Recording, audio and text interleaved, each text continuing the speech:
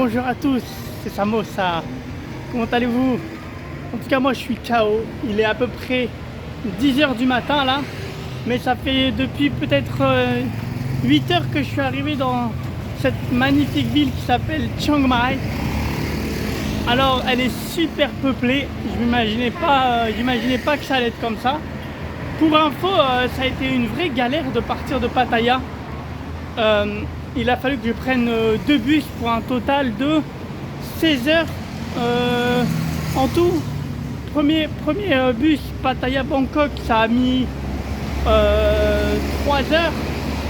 Et ensuite, Bangkok-Chiang Mai, ça a mis 12 heures. Quelque chose comme ça. Mais en tout, ça faisait genre 15-16 heures. Je suis éclaté. Donc là, je marche tranquillement. L'hôtel, on peut malheureusement faire le check-in que à 14 heures. Donc en fait, je rôde comme un zombie dans les rues. Mais j'ai vu, là, je m'approche d'un bâtiment assez intéressant. C'était pas du tout prévu. Mais c'est un peu le coup du hasard. Donc je vais vous montrer, on va compter ça comme le premier point à visiter. Dès l'arrivée, ça fait plaisir. Donc je vais vous montrer ça et vous allez me dire ce que vous en pensez. Donc on est là dans une université. Il y a quelques petites personnes. Et regardez-moi ce qu'il y a dans l'université. Alors franchement, si en France, il y a une université où il y a ce genre de monument, moi je veux bien me réinscrire. Hein. Alors je sais pas si c'est des pierres tombales ou des choses comme ça. Je vais essayer de m'approcher. En tout cas, il y a une énorme cloche ici. Au moins, je suis pas le seul touriste. Ça fait plaisir. Mais c'est super beau. Donc on va s'approcher un peu.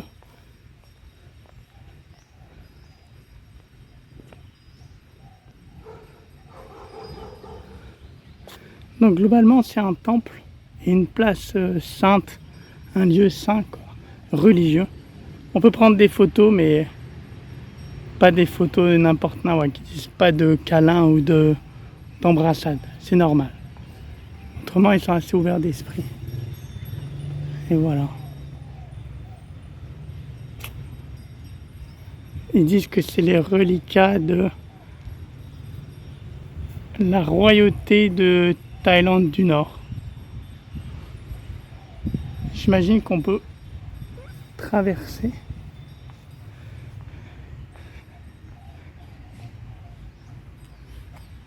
Ça contient les reliques de des 9 princes de Chiang Mai et une princesse d'Araraza. Oui, en gros, ici, c'est. Je crois que c'est là où sont enterrés, ou du moins sont les, entre guillemets, les restes des princes et des princesses de Chiang Mai. C'est oufissime. C'est blanc et tout, c'est propre. Là, évidemment, il y a un petit hôtel pour déposer les offrandes.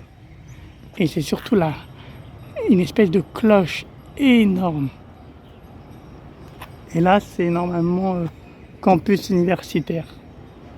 On voit qu'il y a, enfin, moi, vous allez peut-être pas voir à la caméra, mais moi je vois bien qu'il y a des étudiants et tout. Donc franchement, je suis choqué. Le calme en plus, on n'entend que les oiseaux à cette heure-ci. C'est vraiment oufissime. Waouh. Donc au final, on peut s'aventurer entre les différents tons, j'imagine.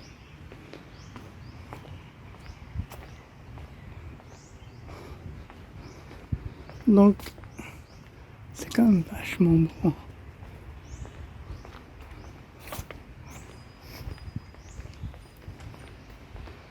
Donc, on voit bien les inscriptions.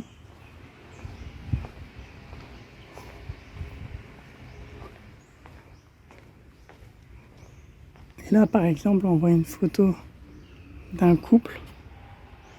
Donc il y a bien des personnes, ou du moins, ouais, j'aime pas employer ce mot, mais on va dire les restes de 2478.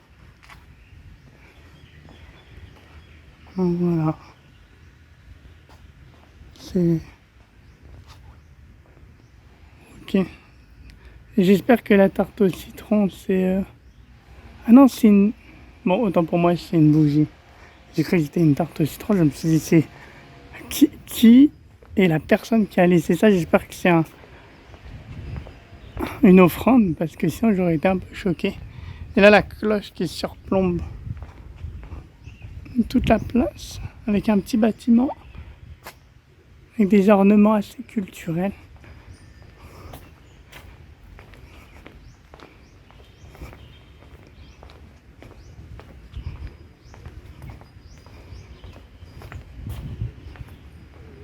Bon, on va se déplacer là-bas.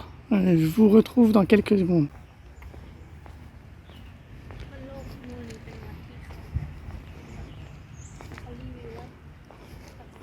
Là, j'imagine c'est l'endroit où on met les bougies pour prier. Et elle est vraiment impressionnante. Bon, elle est sous maintenance, donc évidemment, on ne pourra pas s'en approcher. Il y a des petites cloches. J'aurais bien aimé savoir ce qui est écrit, mais c'est en thaïlandais.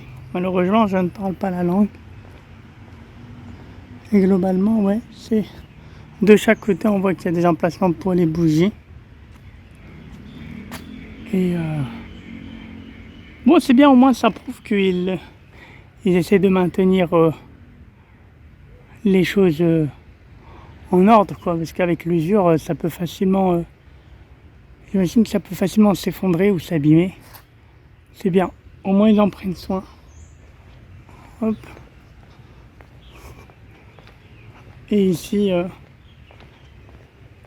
bon, c'est fermé, mais on voit le bâtiment avec les ornements très culturels et traditionnels. Voilà. Franchement, pas mal. Hein, pas mal du tout. J'ai trouvé un petit temple au beau milieu de la rue. Et franchement, il est ouf ici. Il est trop beau. Hop. Alors normalement, on peut rentrer. Il est tout blanc. Les gens prient à l'intérieur. Je vais contourner un peu. Hop, il y a des éléphants. Oula, il y a des éléphants autour.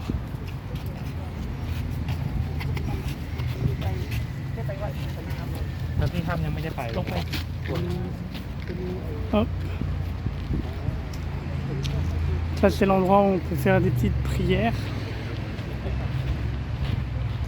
C'est super calme, et pourtant c'est au beau milieu de la route. Comme vous pouvez voir, les voitures passent.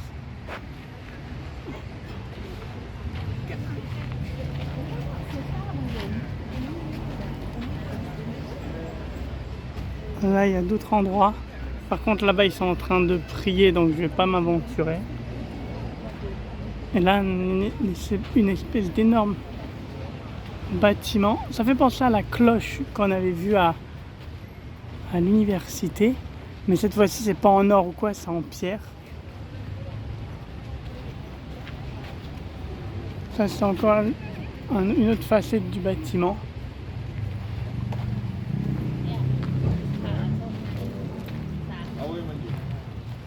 Hop, il y a encore un autre bâtiment là-bas. On va rentrer un peu.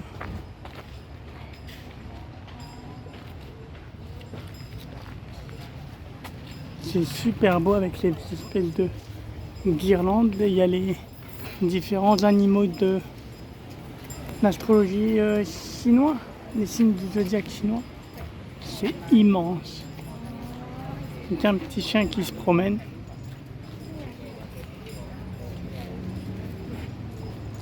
Franchement, très très bel endroit.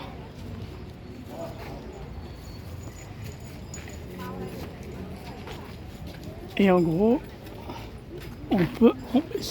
les choses là, les guirlandes, on peut les acheter et les suspendre pour faire un vœu. C'est ce que j'ai vu à ma gauche, juste ici. On les achète et voilà.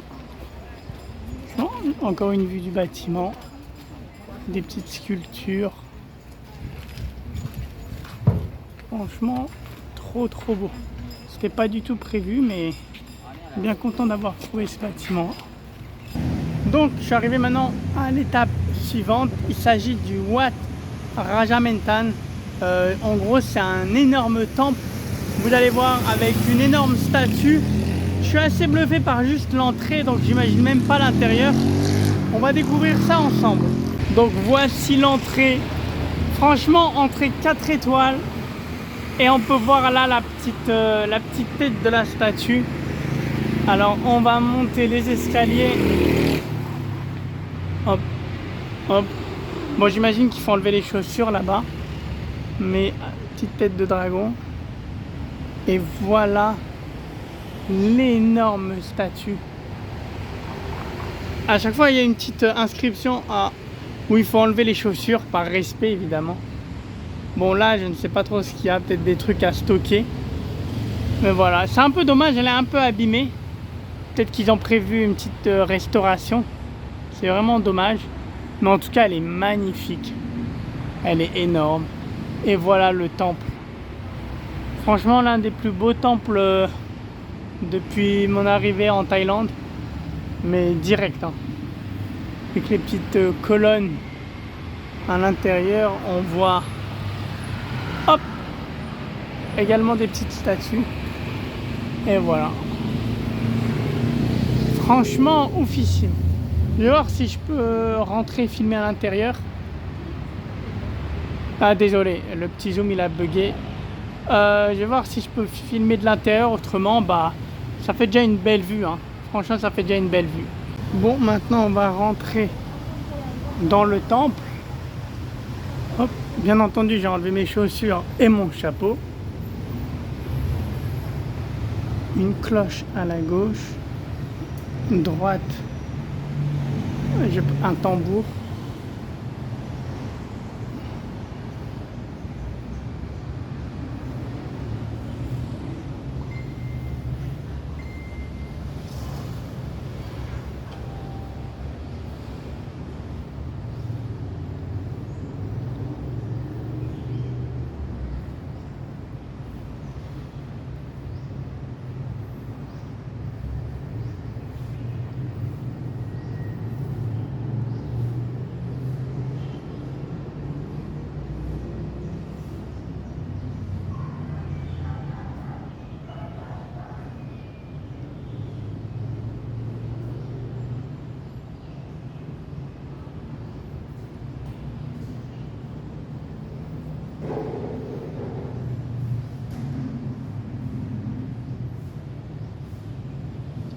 C'est magnifique, avec un silence.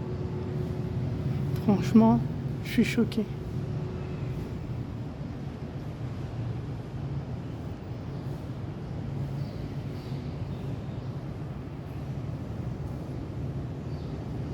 Alors franchement, c'est peut-être voire même le meilleur temple, le plus beau temple que j'ai jamais vu.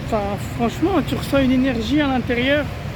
Il y a quelque chose. Franchement, ce temple a quelque chose de particulier.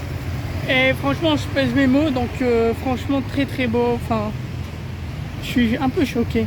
Mais c'est pour ça, en Asie, les temples, il y a quelque chose de, je vais dire, de magique qui se passe. Parce que, enfin bref, je suis un peu choqué. C'était vraiment bien. En plus, même si là, vous entendez, il y a une tonne de voitures. Mais à l'intérieur du temple, c'est le calme absolu. Alors je sais pas si c'est le bâtiment qui a... Mais même, ça peut pas être isolant parce qu'au final, les portes étaient ouvertes. Franchement, le silence à l'intérieur, ça crée de l'émotion, quoi. Donc voilà, maintenant je vais me déplacer vers le prochain point. Je vous en dis pas plus. D'abord, il faut que je le trouve. Et à mon avis, il va y avoir de la marche. Mais on se donne rendez-vous si je le trouve au prochain point. A tout de suite. Bon, j'ai trouvé un truc de fifou au beau milieu de la route. Un espèce de temple. Je vais vous montrer l'intérieur. Hop, ça c'est l'extérieur. Hop. Wat Muentum. Donc c'est un temple. Et à l'intérieur, ça se présente comme ça. Il y a plein de lanternes de chaque côté.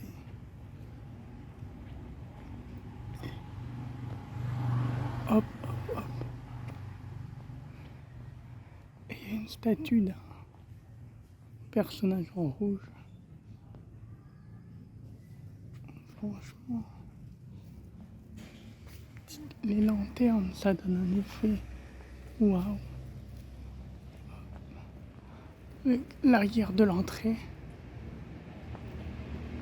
Souvent, c'est les lieux non prévus qui sont les plus beaux au final. Voilà. Franchement, les lanternes, ça donne un bon effet.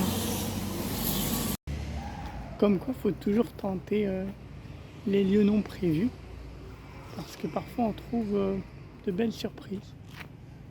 Donc, en plus, il commence à faire nuit, donc ça fait petit coucher de soleil avec les lanternes. Écoutez, moi, je vais essayer de trouver le lieu qui était prévu et éviter de me paumer trop de fois. Mais en tout cas, pour le coup, très belle trouvaille. On continue notre petite excursion et découverte de Chiang Mai. Bon, dans la catégorie Samosai paumé et a découvert un autre lieu, je demande le frère. J'ai retrouvé un autre temple qui n'était pas prévu. Et franchement, celui-là aussi, c'est un truc de fifou.